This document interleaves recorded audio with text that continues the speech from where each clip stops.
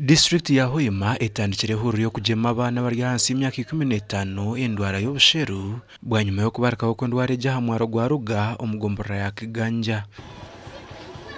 Nazareth Kabagenyi orukora nka mukuru w'iby'amagara bwa Hoima yagira ngo batamburenje handijo kandi barize kugema abana barukika 10.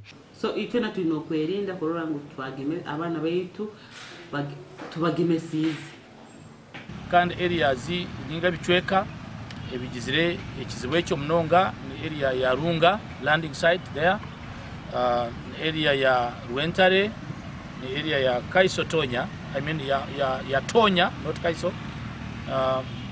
Twaheza kutunga kumanyitsibwa no muri Kabare sub county kuna haiguru nayo baheza kutunga yo cases ibi kiro cyo kubanza kitwana kitwaba cyokere kuba tubazo nabo urundi kubajanja ba tukabana 12 Kabagenyi yagira ngo bariyo basirika abantu kutandikira myaka mukaga okusiya myaka 15. Meanwhile turiyo tugaba vitamin A akokutongeza mukanwa. Nuko abasabo b'ebyaro tubahera containers bariyo bagaba they are going to households. Bano bajya mu maka bagabira.